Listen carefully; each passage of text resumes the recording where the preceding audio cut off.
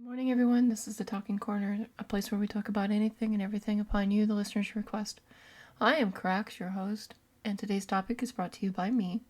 Of course, you guys got me into the habit of choosing my own topics because you guys won't leave a comment in the comment section below telling me what you guys want to hear. Gotta do that. Anyways, today I wanted to touch on something that's close to my heart, and it's a little bit emotional. It makes me a little bit emotional to talk about this, probably because right now with everything going on, the news isn't covering this so much, and I wish they really would. Right now, everyone's focused on virus and quarantine measures, but what happens when you're stuck in those quarantine measures? What happens if you're stuck in a room and you can't talk to anybody? You can't do anything. What if you have no internet? You know, it's a problem that we will touch on, and it's something I will hopefully help others out with.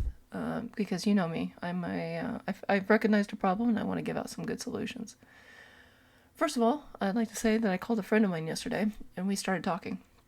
And she came up with some pretty good ideas. She really came up with some really great solutions, something I will talk about in a bit later. But what she also helped me recognize is there's two things that are important as a human being. Two things that help us function as a society. And can anybody guess what that is?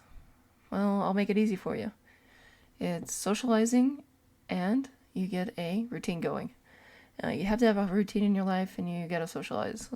Maybe we don't realize that we're doing this because some of us like, I don't like to socialize. I don't like to make friends. I don't want to talk to anybody. That still doesn't mean you're not a social person. It means that you don't like to be personally social. But trust me, you do read the news. You do get on the internet. You do go into chat rooms. You are a social person. And not a social bug, but you are socializing as a person.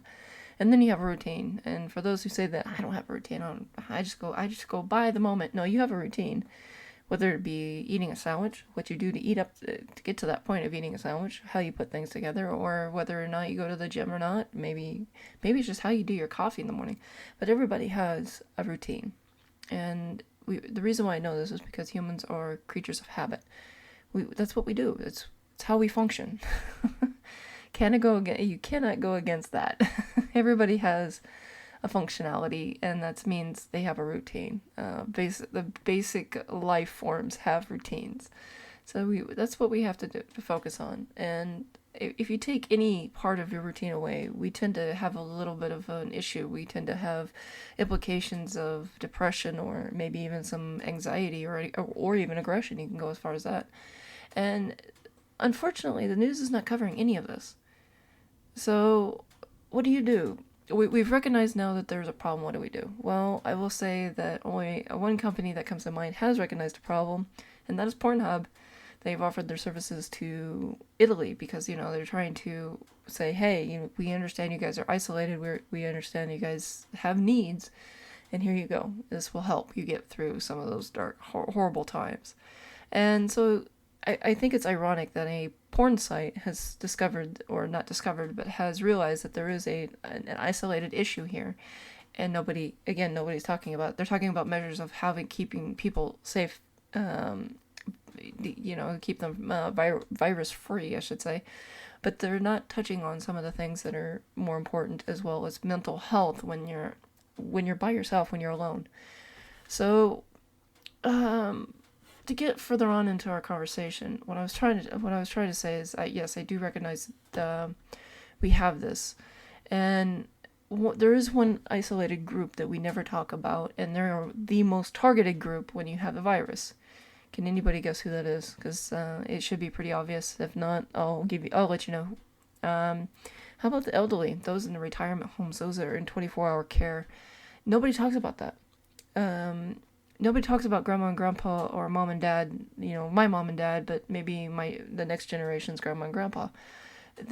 A lot of them can't have phones. They can't. There are evil telemarketing companies that actually target them, and they prey upon their trusting, the trusting nature.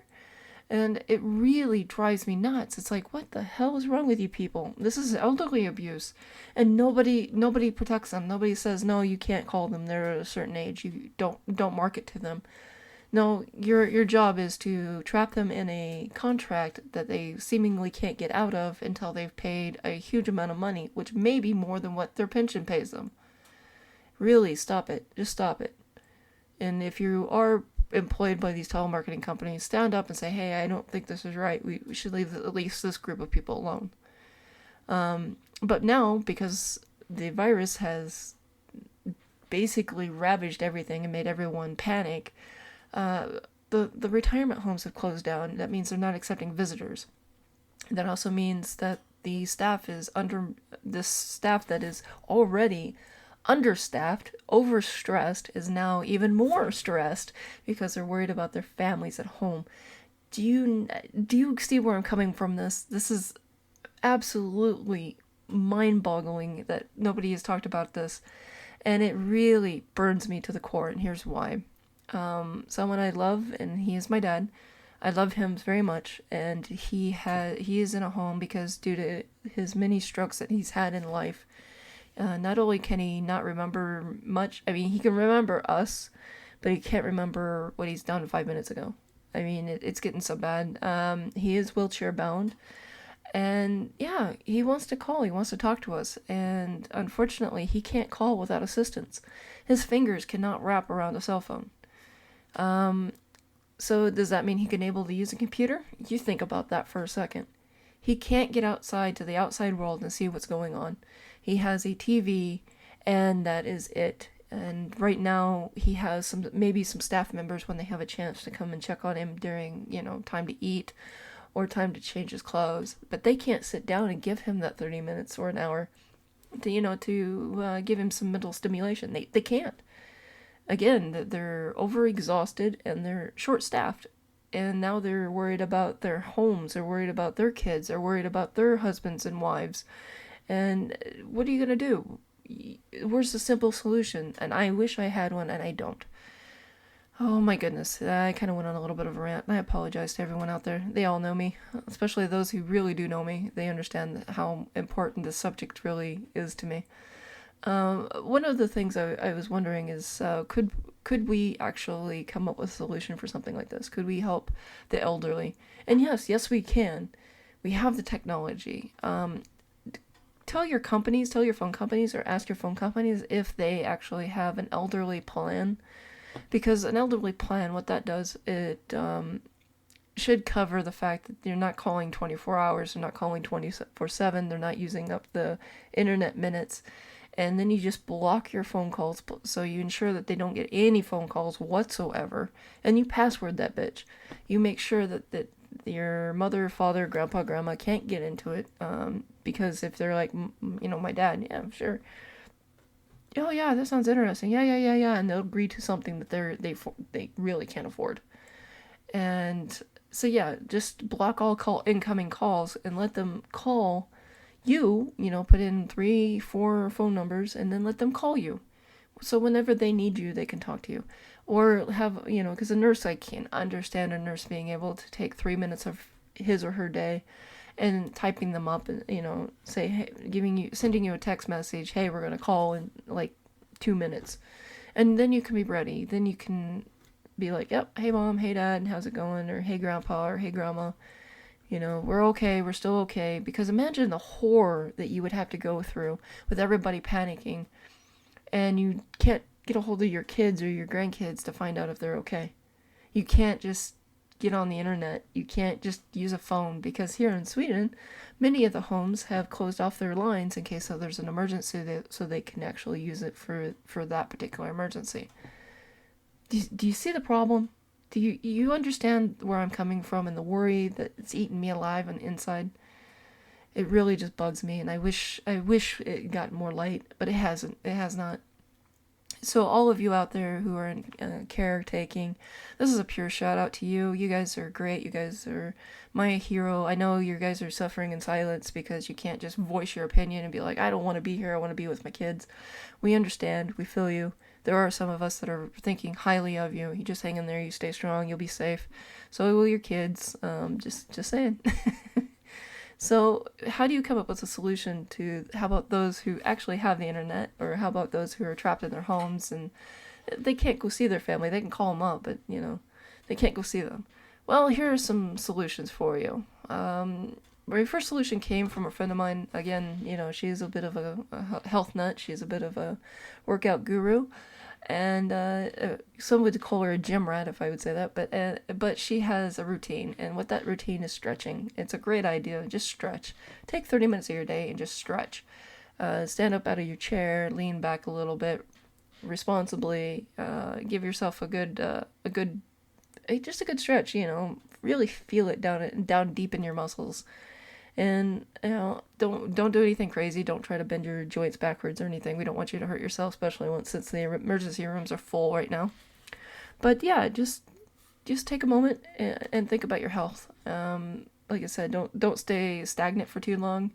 That's not doing you any good. It's not doing your mind any good. So yeah, just get up and stretch. Touch those toes. And if you have like an injury where you can't, use your hands, use your arms, you can do something. You can always stretch something. And if you need some ideas, she came up and said, don't go to YouTube, which really shocked the crap out of me because everybody's biggest thing is go to YouTube or Google. No, she said go to Pinterest. Actually, a lot of her stuff is on Pinterest, and I understand because she showed me a lot of pictures displaying exactly what you need to do or there, and you don't have to sit there and listen to 2 minutes of commercials that you didn't pay for and you have zero interest in. So there's that one idea. Second of all, this is for me to you guys. Just slow down, take your time, enjoy the moment. Now, some guys are going, I don't want to enjoy the moment, I just want to stay busy. No, take your time. Honestly, it's okay to take a nap. It's okay to open that window and get the fresh air if it's a warm day out. Or maybe it's cold and it's raining. Let's go raining. What if it's raining? And then you can have this nice ambient sound hitting your windows. You can curl up in a nice fluffy blanket. You can grab yourself a hot cocoa, maybe a tea, or even a coffee, one of those three. Something nice and warm. Maybe you're into cold drinks. So you could grab yourself a cold glass of milk, maybe some cookies, something along those lines. And then you maybe crack open a book, an audio book maybe. You probably got the internet, especially since you're listening to a podcast. So yeah, just take a moment to relax, or even just listen to a little bit of music, faintly in the background. Close your eyes, and you've got this ambient sound of rain hitting your windowsill. How nice is that? That sounds really nice to me, if you ask me.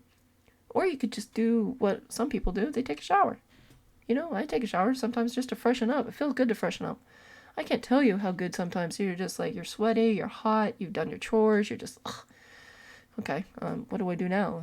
Take a nice hot shower, relax, then go wrap up in a blanket and go to sleep, take a nap. It's okay. It really is. It is okay to slow down and just focus on yourself. Nobody tells you to focus on yourself anymore. Nobody suggests that. You're like, what are some good ideas that I can do? Focus on yourself. And you're like, wait, what? Huh? Just do that. And if you're blessed with pets are great. Man, they'll make the time go by quick. Here's what I mean. Have you guys ever done nose work with your pets, whether it be cat or dog?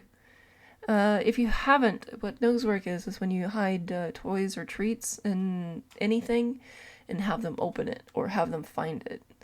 And it's really fun, especially if you got some kids, and have them hide the toy and then be like, help lead the doggy around. Or if you got cats, hide it within the Leaning Tower of Pisa, the couch cushions stacked on top of each other into this nice leaning tower. My cats really love that, actually. They'll dive for it. They see that being constructed and they just run for it because they just love it. And so yeah, you can turn your entire living room into an exotic world for just you and your pets. It's really fun to do. It keeps your mind occupied, and you can do that for about an hour and a half, and watch them. They really love it. They really do. And not to mention, they'll get really into getting that attention. So when you really want to take that nap, they'll take that nap with you. It helps you guys bond a bit more. So there's that. And then, my mom, I love my mom. She came up with a few ideas. She said, yeah, just throw this in there too. She said, try recipes. Try homemade bread, or trying making something from scratch like pancakes. She's quite the cook, so I imagine she would say something like that. But she's right, though. It takes time to cook those things. It really does. So if you're not super hungry and you're like, I want to try this, do it. It's okay. You can. Especially if you get the groceries for it, go for it. It's actually pretty interesting, to sit there and take your time, and it takes your mind off things. Put some fun music in the background, make some good old Creole, or make some tacos. Tacos are great. Who doesn't like a good taco? but yeah, some ideas there. And then last but not least, my mom also said, if you lose your ideas and you don't want to do anything creative and you guys are just like, oh, I'm super bored, clean. That's right, clean your house. I know chores aren't fun, but they're a necessity, so do it. Go clean your house, because nothing feels better than a freshly cleaned house. And you know what? Now you're home, you can enjoy it. So, yeah, some positive things. Let's not try to focus too much on the negative things. Again, I'm sorry I kind of went on a rant. I kind of went off in my own little world. I try not to do that too much. But yeah, definitely do that. Look up some ideas. Now, I usually end these spiels with don't forget to subscribe or hit that like button. I'm not going to do that today. You guys already know this. You guys already know that deal.